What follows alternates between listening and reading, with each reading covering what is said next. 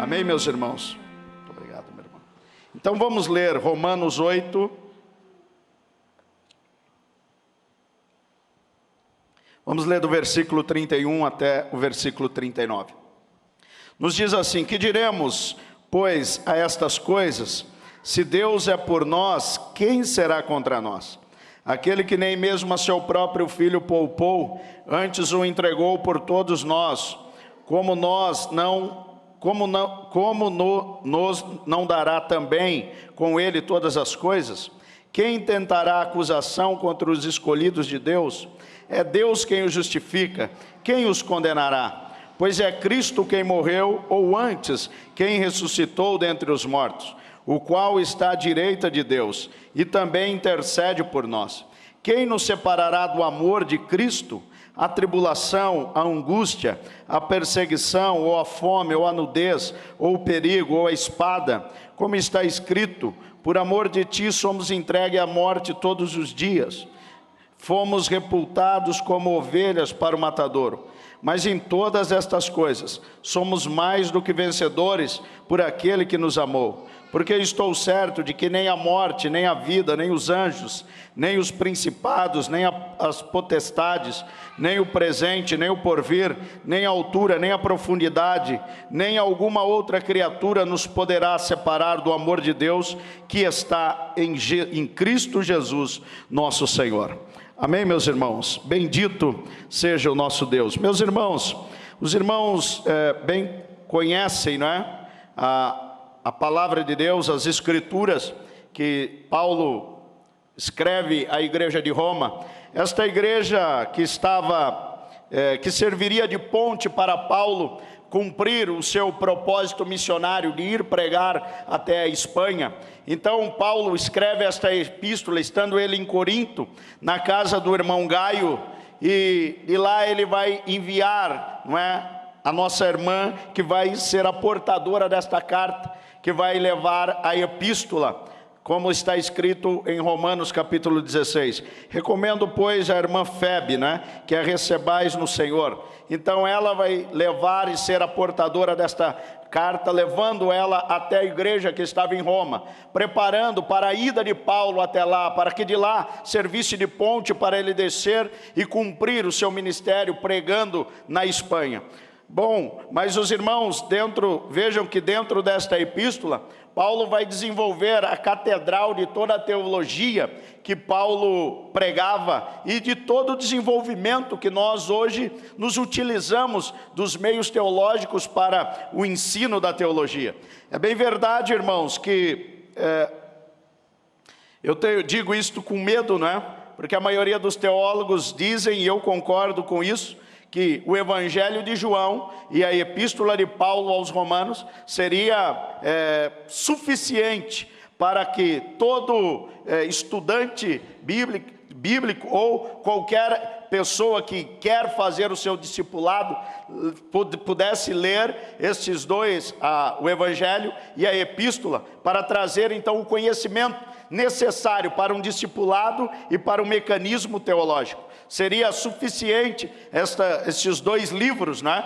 Não estou dizendo para a salvação, para o conhecimento, mas para preparar alguém para o discipulado e para os argumentos teológicos. Então, esses dois livros são de extrema importância, não é? Para a leitura de qualquer ingressante na fé cristã. Todos os crentes, é claro, deveriam ler, mas principalmente o novo convertido já deveria estar pegando aí o Evangelho de João, ler o Evangelho de João e a Epístola de Paulo aos Romanos. Então, nesta epístola, Paulo vai desenvolver toda a catedral da sua teologia, do seu pensamento, trazendo todos os fundamentos dela, esboçado em cada capítulo dela. Nós vamos ver, não é, como está listado lá no capítulo 1, como eu já citei, ele falando falando sobre a depravação, a corrupção humana. No capítulo 2, o julgamento que será feito sobre aquele, para judeu, para gentios, que ninguém está escuso do julgamento de Deus. Nem a todos aqueles que também não ouviram a palavra de Deus, não ouviram falar de Jesus, até o julgamento deles através da sua própria consciência. O capítulo 3 vai falar sobre o pecado, o capítulo 4 sobre a justificação, o 5 e o 6. O capítulo 7, não é? Paulo vai trazer neste capítulo as duas naturezas, a natureza da carne e a natureza do espírito. E ele vai demonstrar que uma delas tem que morrer, porque não dá para viver as duas naturezas em um mesmo ser. Ou nós vivemos para o Espírito, ou vivemos para a carne. Assim como nós olhamos este simbolismo na vida de Saul e na vida de Davi. Davi foi ungido 13 anos antes de assumir o seu reinado. No 27º ano do reinado de Saul, então Davi foi ungido rei. Mas Davi não pôde sentar no trono enquanto Saul não morresse. O que é isto? Saul é um tipo de rei da carne, e Davi é um tipo de rei do espírito. Então, enquanto a carne estiver assentada no trono, o espírito não pode governar. É necessário que haja morte do terreno, haja morte do carnal, haja morte do material, para que o espiritual possa tomar o lugar e passar a governar então a nossa vida. Então, como Paulo diz, carne e sangue não pode herdar o reino de Deus. O que pode herdar é o reino de Deus, a vida espiritual, a vida no espírito. Então esta vida está em nós. E quando nós olhamos para o capítulo 7, então Paulo vai dizer, olha, e o tempo em que a mulher está ligada ao teu marido, ela não pode ser de outro. Isto ele está falando da natureza humana. A natureza humana, ele está usando uma simbologia para explicar a natureza espiritual. Então ele diz, mas no tempo em que o marido morre, ela pode ser de outro. Então ele está dizendo que nos dias em que nós morrermos para a vida carnal, então aí, a partir daí, Deus pode atuar na nossa vida. Deus nunca vai casar-se com uma igreja que não seja espiritual. Deus nunca vai estar ligado com um povo que não é espiritual. Então, a vitória que Deus planeja e espera que a igreja viva está no âmbito espiritual, não no âmbito material. Nem sempre, irmãos, nós teremos o melhor aqui, nem sempre comeremos o melhor aqui, nem sempre vamos ter tudo do bom e do melhor aqui, não. Mas pode ter certeza, meu irmão, se nós vivermos uma vida para Deus, de maneira que nós possamos glorificar a Deus, então um dia nós encontraremos com Ele lá naquele lindo céu, e lá sim nós viveremos tudo de melhor de uma vida espiritual. Então, nós já temos que começar a nos desapegar destas coisas, porque na verdade, carne e sangue não entram lá. Então nós temos que nos planejar para o que vem depois da vida espiritual, depois da vida material. Então é nisso que nós devemos estar fundamentados. Eu estava hoje na escola dominical lá em Campo Limpo, ensinando a eles sobre o arrebatamento. E quando nós falamos do arrebatamento, nós não nos planejamos mais para o arrebatamento. Nós só estamos preparados para o que é material. Nós nos preparamos para o estudo, nós nos preparamos para comprar o carro, nós nos preparamos para comprar a casa, nós nos preparamos para isso. Mas se nós cremos verdadeiramente que Jesus virá e vai arrebatar uma igreja, então nós devemos viver isto aí. E o que é isso? Eu acredito que Jesus venha para hoje, então hoje de manhã eu deveria ter levantado, passado um tempo com Deus, me preparando para vir ao encontro dele. Se ele não vier hoje, então pode ser que ele venha amanhã. Então se eu acredito nisso, então amanhã eu me levanto, amanhã eu me preparo para ele, amanhã eu busco a ele, amanhã eu tiro um tempo para ele, para estar preparado para a vinda do Senhor nos ares.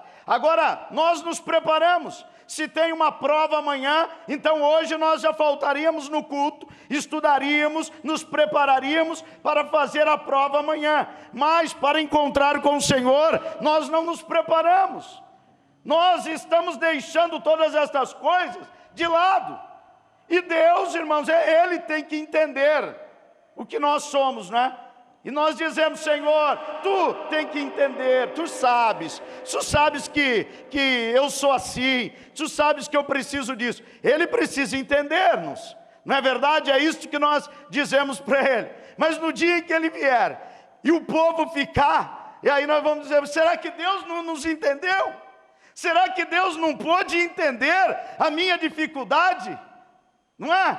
A verdade é, irmãos, que Deus entende a minha, entende a tua, Ele entende tudo. Só que na verdade Ele tem um padrão, e é aquele padrão que funciona. Não é o meu padrão, é o padrão dele. Então tudo que nós desejamos viver tem que estar de acordo com o padrão de Deus. Não sou eu quem estabeleço o que é esta vida cristã, é Ele quem estabelece. Então quando nós olhamos para a vida espiritual, nós damos pouco valor a ela. Nós damos pouca atenção a ela. Nós passamos durante todo um dia de 24 horas, e eu digo a maioria dos cristãos hoje, que frequentam a igreja, que frequentam os cultos, eles passam 24 horas do dia, e eles não têm tempo para Deus. Eles não têm tempo para Deus, mas eles têm tempo para tudo, não é? Eles têm tempo, mas para Deus não. Eles não fazem sequer uma oração. Eles não fazem sequer uma leitura desta palavra. Não há tempo para Deus.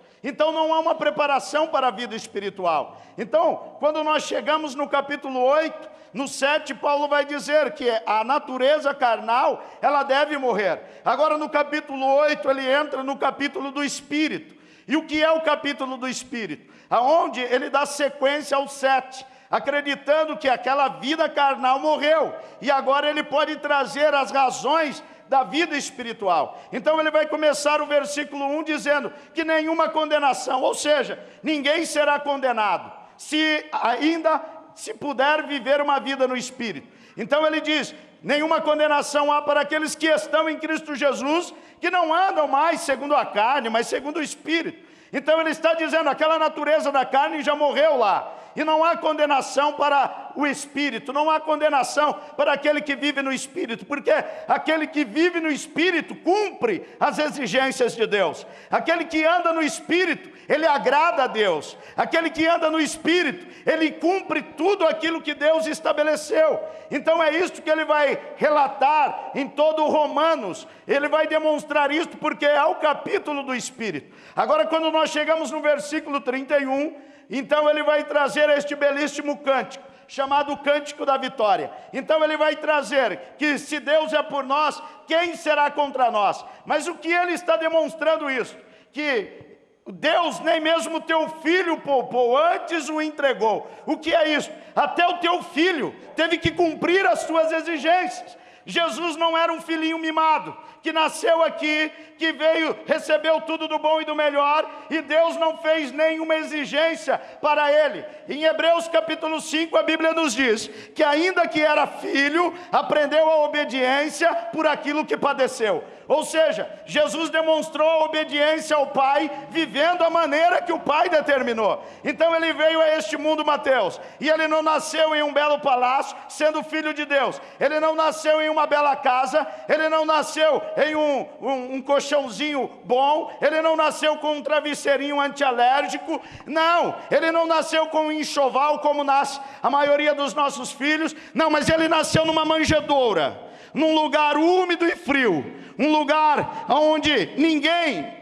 gostaria que o teu filho nascesse, mas foi lá que o Filho de Deus nasceu. Por quê? Porque tudo isto fazia parte do plano de Deus. Então a Bíblia diz que nem mesmo ao teu filho ele poupou, mas antes o entregou por nós, para que através dele nós pudéssemos seguir este caminho que ele está estabelecendo para nós agora. Então Paulo, ele vai começar a descrever a grande vitória que nós agora podemos viver, se nós andarmos neste mesmo curso que ele andou. Cristo, ele não veio aqui para uma vida carnal, ele veio aqui para manifestar o Pai na sua própria carne, ele veio para condenar o pecado na sua própria carne, ele veio para matar e exterminar de vez a velha natureza na sua própria carne. Então isso foi a crucificação. Então ele está dizendo: quem intentará acusação contra os escolhidos de Deus, contra os filhos de Deus? O que é isso que ele está trazendo? Porque se nós estivermos em Cristo, então nós seremos feitos filhos de Deus também.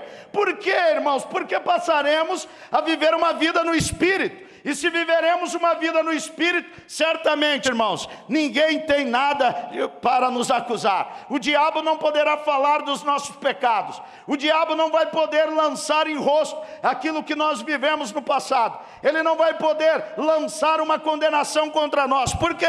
Porque nós já estamos mortos para aquela vida. E ninguém que está morto pode pagar algum tipo de dívida, não é? Se nós viéssemos a falecer, então como pagaríamos uma dívida? Como, onde arrumaríamos dinheiro?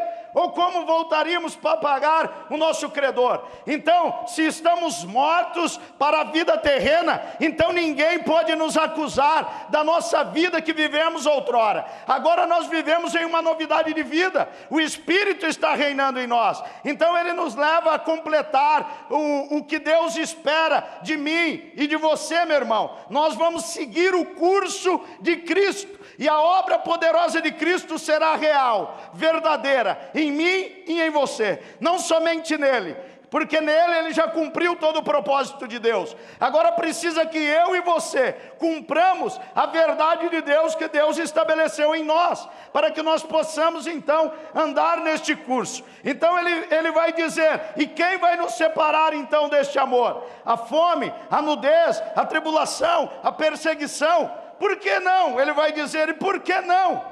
Porque a maioria das pessoas, eles vão dizer que a fome, a nudez, a perseguição, a tribulação, isso não vai nos separar do amor de Deus. Porque na verdade, nestas coisas nós somos mais do que vencedores. E quando eu digo isso, as pessoas, não é, eles já ficam felizes, porque nós já somos vencedores. E aí que vem o grande erro. Quando ele diz: quem nos separará do amor de Deus? A fome, a nudez, a tribulação, a perseguição. Se somos mais do que vencedores nestas coisas, eles entendem o seguinte: significa que Cristo conquistou tudo isto para nós.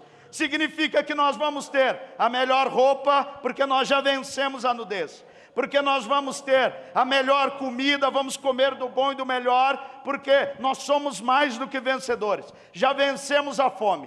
Então, ele vai fazendo o inverso do que Deus fez com o seu filho.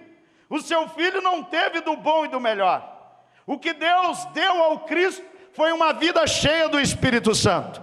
Foi o mesmo que aconteceu com Paulo, quando ele foi orar a Deus, pedindo a Deus que o livrasse daquele mensageiro de Satanás, como ele diz, que os esbofeteava como espinho na carne. E Deus, a resposta de Deus para ele foi: a minha graça te basta, Paulo. A minha graça é suficiente para você. Você não precisa de mais nada. Se você estiver cheio da minha graça, isto é o fator todo suficiente. E eu digo aos irmãos, isto é suficiente para nós hoje, irmãos. Isto é suficiente para a igreja moderna. Nós podemos dizer, eu posso dizer para você nesta noite: a graça de Deus, irmãos, é só isso para a tua vida. Só isto, irmão. Só. Tá bom, irmão? Ou precisa de mais? Pastor, não dá para dar uma graça e mais algumas coisinhas? Se nós precisamos de mais do que a graça de Deus, então nós não somos verdadeiros crentes, irmãos. Nós não compreendemos quem é Deus. Nós não compreendemos e não sabemos o que queremos. Não sabemos aonde queremos chegar. E se nós não sabemos aonde queremos chegar, certamente nós não vamos chegar a lugar nenhum. É necessário que o povo saiba aonde ele quer chegar, para que ele possa trilhar o teu caminho para lá. Agora, se nós não sabemos chegar, sabemos aonde queremos chegar, qualquer caminho serve. E nesse qualquer caminho, nós entramos e vamos. E pode ter certeza, nenhum deles nos levará até o Senhor. É por isso que Paulo, então, ele vai dizer que aqui, irmãos, ele vai relatar que nada destas coisas pode nos separar do amor de Deus. E porque nós somos mais do que vencedores nela. Vocês olham para Jesus o Cristo.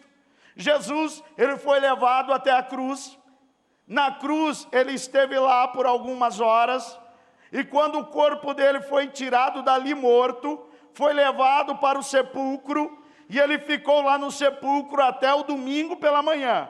Quando chegou no domingo pela manhã, quando as mulheres ou a mulher foi até lá, então não encontrou mais o corpo do Senhor. Quando ele saiu daquele sepulcro, o que estava acontecendo? Não havia mais sangue nele, porque ele havia derramado todo o teu sangue aos pés da cruz. Não havia mais sangue dentro daquele corpo. A vida da carne, que é o sangue, ele derramou todo ele. O Espírito trouxe a vida àquele corpo morto, lá naquele sepulcro. Trouxe-o de volta novamente. Colocou-o em pé novamente. E o que aconteceu com aquele corpo? Aquele era um corpo para a vida terrena morto. Era um corpo que foi ressuscitado para o Espírito. Então naquele corpo, ele não precisava comer, ele não temia a morte, porque ele já estava morto. Ele não temia a perseguição, porque quem ia perseguir alguém que já estava morto? Então, em Cristo, nós seguimos este mesmo curso. Se estamos mortos para esta vida na terrena, para esta vida na carne, por que então tememos tanto a morte? Por que tememos tanto a perseguição? Por que tememos tanto as aflições e a angústia? E se nós ainda estamos gemendo por conta delas, é porque na verdade nós ainda não morremos.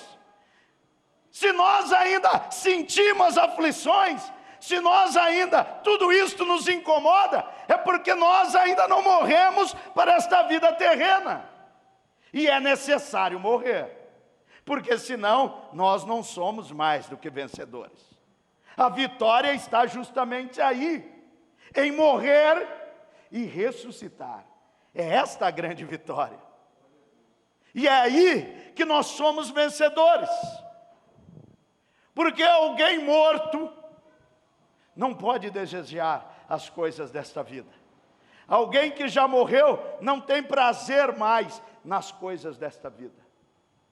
Então, meus irmãos, Paulo, ele vem relatando estas coisas, justamente para demonstrar que nada pode nos separar do amor de Cristo. E por que não? Porque se nós morremos e ressuscitamos, assim como Ele, a fonte de vida para nós é a mesma fonte dele. E o que é a fonte de vida dele? O Espírito, que o ressuscitou lá naquele sepulcro. E não poderemos estar mais desejando estas coisas que ele coloca, porque isto é da carne. O nosso desejo agora é para o Espírito. Aí se encaixa em nós o Salmo 42, assim como a corça brama pela corrente das águas, assim, ó Deus, a minha alma tem sede de ti. A corça, ela fica ansiosa, como diz lá no livro de Jó, pelo cheiro das águas. E o que é o cheiro? A água não tem cheiro, mas a corça, ela tem uma sensibilidade tão grande nas suas narinas, que pela intensidade do vento, ela consegue perceber aonde há uma corrente de água. E elas andam em bando e vão em direção, então, às correntes de água. E quando elas encontram, então elas vão se alegrar naquela corrente da água. Então, o salmista vai dizer, assim como a corça brama pelas correntes das águas, assim, ó Deus, a minha alma tem sede de ti. Ou seja, eu preciso viver esta vida no Espírito. Eu preciso descobrir esta fonte espiritual. Eu necessito ter o contato com esta fonte. E o que ela deseja? Somente aquela fonte, porque aquilo é a fonte de vida para ele. Então ele não está buscando as coisas dessa vida, ele não está buscando as coisas terrenas desta vida. A alma dele pede por Deus, a alma dele deseja Deus, tudo nele está implorando a ele para que busque a Deus. Então Paulo vai dizer, estas coisas nós já vencemos. E se nós olhamos para o capítulo 6 de Mateus, nós vamos encontrar Jesus dizendo, viu, não andeis ansiosos pelo que haveis de vestir, de comer, de beber. Porque estas coisas os gentios também buscam. Então, o que ele está dizendo, olha, não estejam preocupados com estas coisas. Estejam preocupados em buscar a Deus. Estejam preocupados em servir a Deus. Estejam preocupados em amar a Deus. E isso é um grande problema neste tempo, meu irmão. Como eu posso amar a Deus neste tempo em que eu vivo? Onde as distrações são tão grandes. São tão grandes, meus irmãos. As distrações que passam, que tentam nos tirar disto. E eu digo para os irmãos, amar a Deus não é tão difícil. Imagine o que é amar a Deus. Deus é uma pessoa maravilhosa, um nome maravilhoso, um nome que tem crédito no mercado. Falar de Deus é a coisa mais linda. Eu poder dizer, eu sou de Deus, eu sou alguém de Deus, eu sou de Deus, irmão, eu temo a Deus. Falar de Deus é tão bom.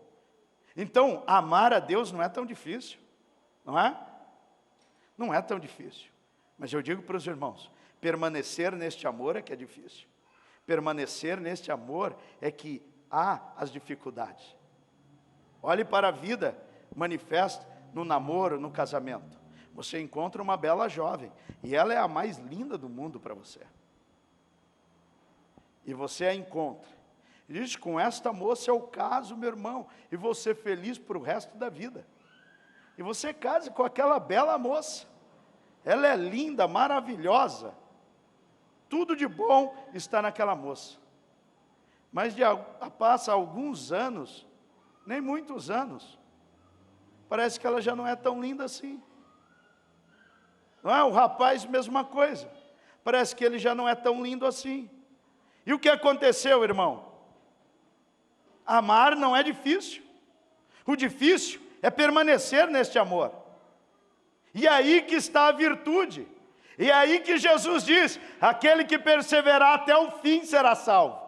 O que ele está dizendo? Aquele que entrou neste amor, aquele que continua neste amor, aquele que está vivendo este amor, e aquele que está me esperando com o mesmo amor. E aí que está o grande problema. Quando nós aceitamos a Jesus, nós achamos tudo lindo. Que lindo o coral, que lindo o cântico, que lindo o violino, que lindo a guitarra, que lindo tudo, que lindo o pastor, até o pastor ficou bonito, que linda a mensagem, que lindo isso, que lindo aquilo. Mas passa alguns anos de crente, que ruim isso, que ruim aquilo, que ruim aquilo, que tribuloso aquele irmão, que coral feio, tudo passa a perder a graça. E por quê, irmão? Porque o amor já não é mais aquele mesmo. Houve um tempo, irmão, em que até você ansiava por cantar, por pregar, mas hoje não. Hoje nós queremos criticar, hoje nós queremos falar mal. E por quê? Porque nós estamos nos separando do amor de Deus. E por que nós estamos nos separando? Porque não vencemos estas coisas que nos faz separar dele. E por que não vencemos? Porque a velha natureza carnal ainda está impregnada em nós. Como Judas, até as vestes manchadas da carne. Nuvens sem águas. Ondas sem graça. É isto que às vezes nós nos tornamos, irmãos. Apenas crentes, secos como um deserto. E nada acontece na nossa vida, por quê, irmãos? Porque nós não conseguimos morrer para a velha natureza carnal. E quando não conseguimos morrer para ela, irmão, tudo nos separa de Deus. Tudo. Qualquer coisa nos separa. E nós não conseguimos viver, de fato, a vida no Espírito. E as condenações voltam toda para nós. Volta. Se eu não vivo essa vida no Espírito, cada coisa que eu faço que dá errado, não precisa nem ser o diabo. Pode ser até um irmão e vem e diz: ah, mas o senhor, pastor, é sempre isso mesmo. Ah, pastor, mas o senhor é sempre isto mesmo. O senhor é sempre isto mesmo. Por quê? Porque ele não consegue ver uma mudança em mim. E porque de fato não houve uma mudança em mim.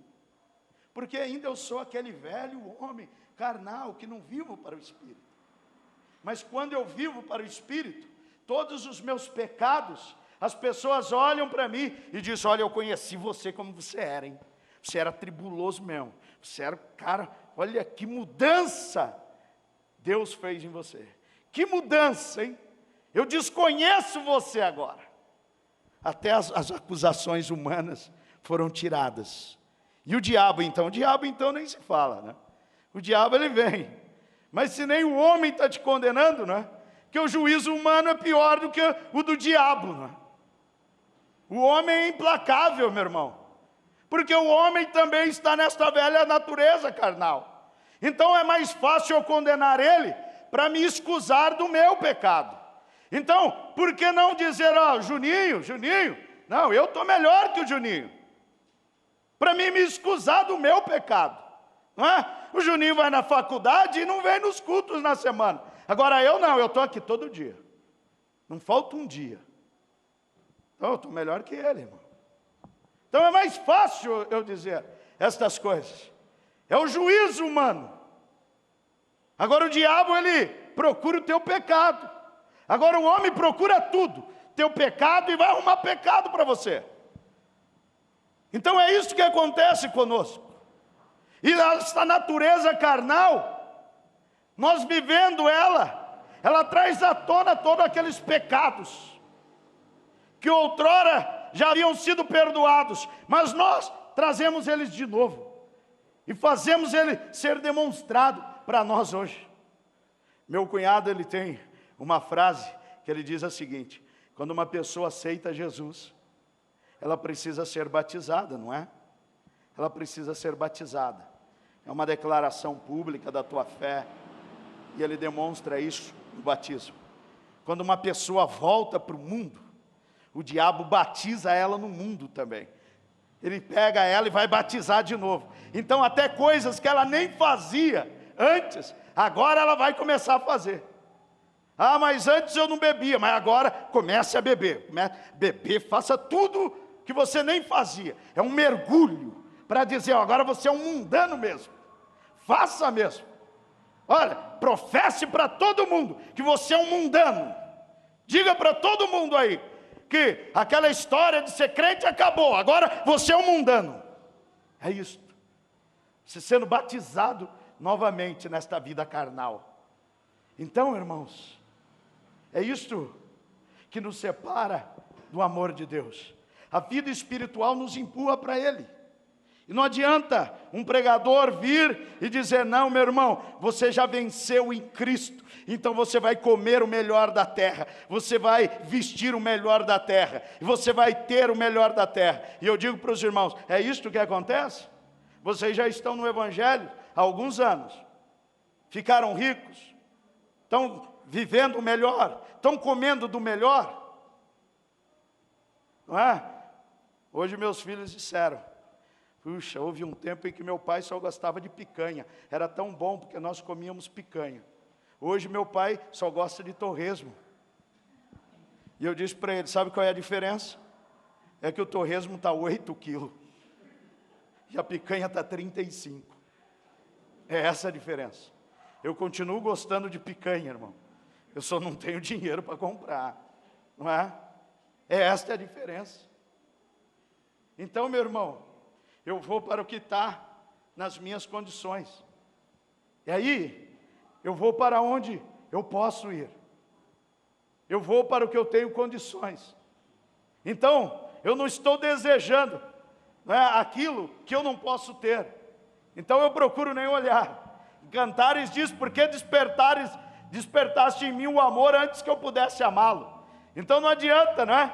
Eu querer colocar o meu coração numa coisa que eu sei que aquilo não serve para mim, que aquilo não dá para mim, que aquilo não alcança. Então, o que eu posso ter é o que Deus disse que eu posso ter.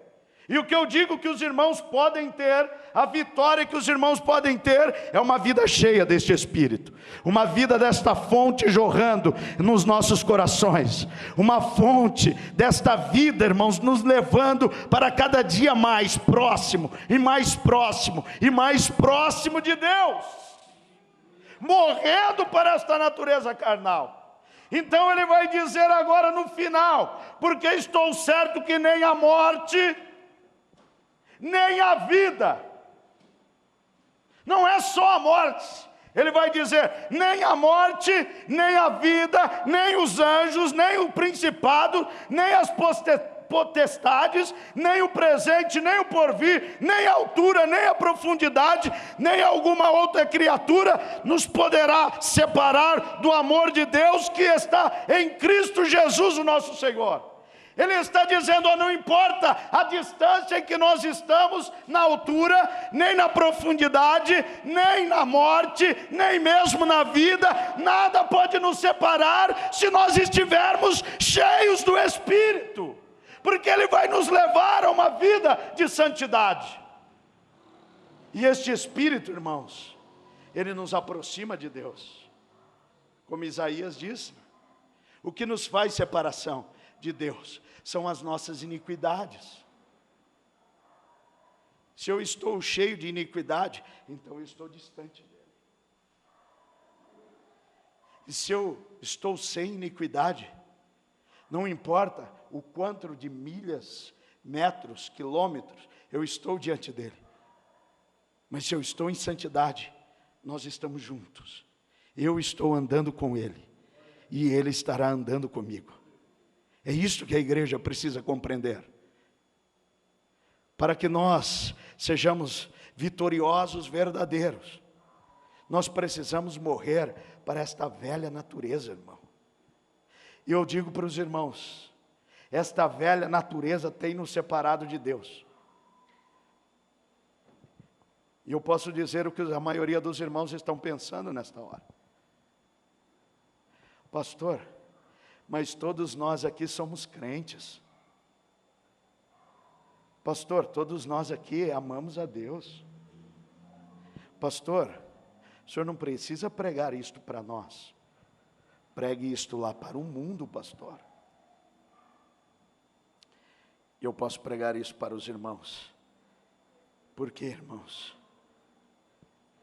Porque eu digo, o amor às coisas terrenas não tem nos afastado de Deus? Será que não, irmãos? Será que não? O quanto nós desejamos, irmãos, possuir, ter. E o que nós fazemos para isso? Qualquer dificuldade que nós temos, irmãos, as primeiras coisas que nós cortamos são as coisas espirituais. Alguém já deixou de pagar o carro? Mas eu digo, alguém já deixou de dar o dízimo. E isso não é espiritual? Alguém já deixou, irmão, de vir ao culto para fazer uma hora extra, porque está precisando. E isto não é se separar de Deus? E eu digo, e por que isto, irmão?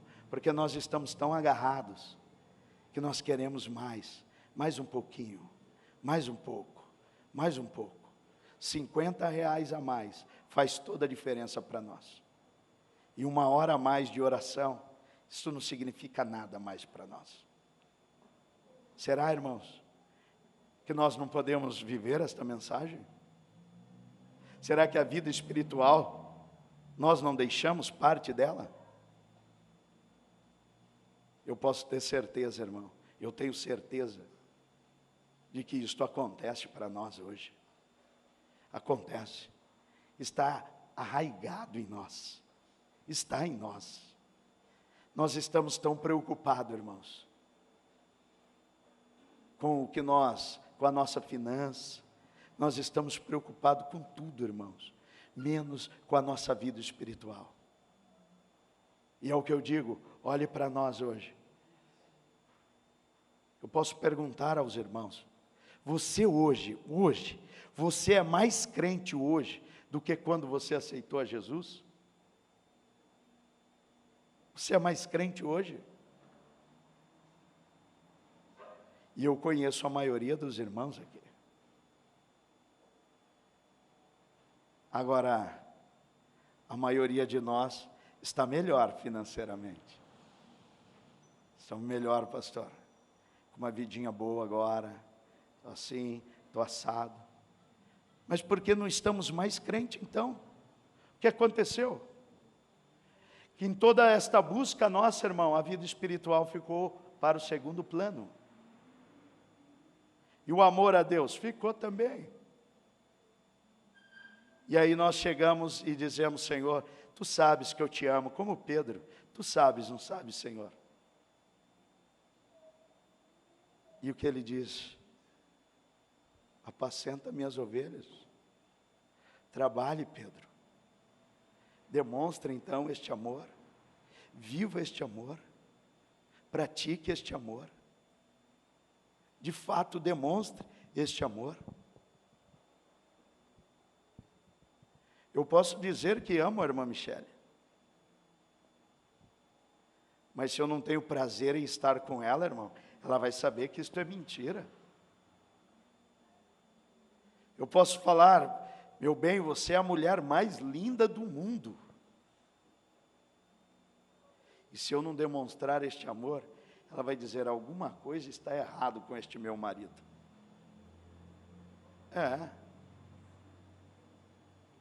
Se eu não fazer os mimos dela, ela vai saber, não, ele não me ama mais, como antes. É isto, irmão.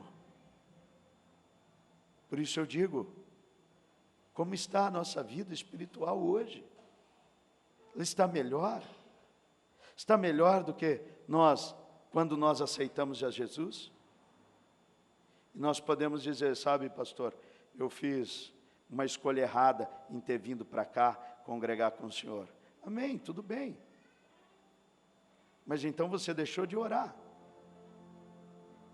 Porque ministério, placa, isso daí não significa nada para Deus. Se nós deixamos de orar, ali acabou o nosso amor. Se nós deixamos de desejar a Deus, ali acabou o nosso amor.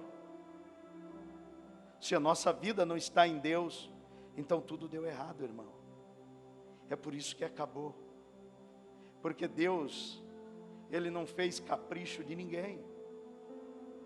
O texto que nós lemos, Ele não poupou nem o teu filho. O teu filho nasceu numa manjedoura. O teu filho foi zombado e escarnecido. O teu filho foi levado para a cruz. O teu filho foi zombado naquela cruz. E a glória do Filho de Deus só foi revelado para aqueles que viviam uma vida espiritual. Aqueles que não viveram, eles não estavam nem aí para Ele. É isso que eu estou dizendo, irmão.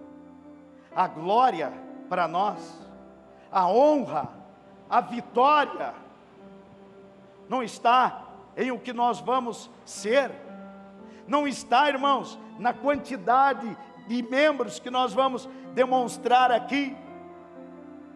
A glória está, irmão, e nós sermos cheios de Deus, para aqueles que vivem uma vida no Espírito, olhar para nós e dizer, eles estiveram com Cristo. Eu sei que Deus está na vida deles, eu sei que o meu filho vive neles. É isto. Deus não está interessado, irmãos, em nos honrar. Deus vai te honrar, irmão. Te honrar para quê? Qual é a honra? A honra, irmão, é poder fazer algo para Ele, cheio dEle, glorificar a Ele verdadeiramente. Isto é honra. Veja Davi, um homem extraordinário, e Deus não deixou ele construir um templo. Aquilo foi uma tristeza para ele. Paulo, escrevendo a Timóteo, ele diz: eu dou graças a Deus que me teve por justo, me chamando para o ministério.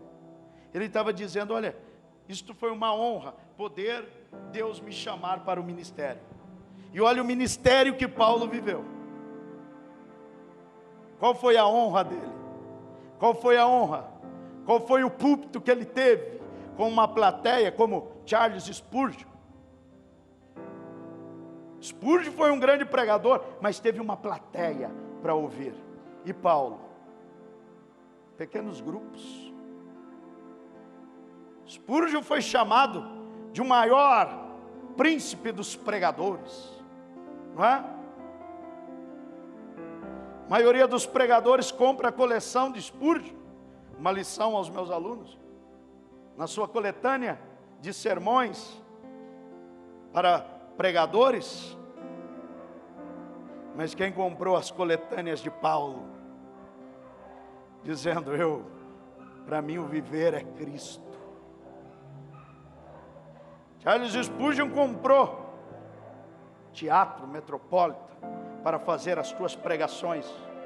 E Paulo, que tinha um tronco em Filipos amarrado, e que honra! Deus não honrou este homem. Mas essas coisas não separou ele, irmão, porque ele era um homem morto. Não teve honras, não teve glórias, mas o que ele teve foi: eu estou aguardando aquela coroa que eu vou receber dele naquele dia. É isto, irmão. É isso que a igreja moderna quer. A igreja quer vencer a fome, quer vencer a nudez, quer permanecer no amor de Cristo. Então precisa morrer. Precisa morrer. Uma igreja, irmão, carnal não pode encontrar com ele. Crentes carnais não pode. Pastor, mas eu não consigo. Eu sei, meu irmão. Se isto fosse fácil, todos nós estaríamos aqui pulando. Mas o que acontece, irmãos? Um pensador diz: uma jornada para 5.000 milhas começa com o primeiro passo. Se nós não lutarmos com isto, nós nunca vamos alcançar. Se nós não começarmos a andar em direção a isso, nós nunca vamos alcançar. Vamos estar em pé, meus irmãos.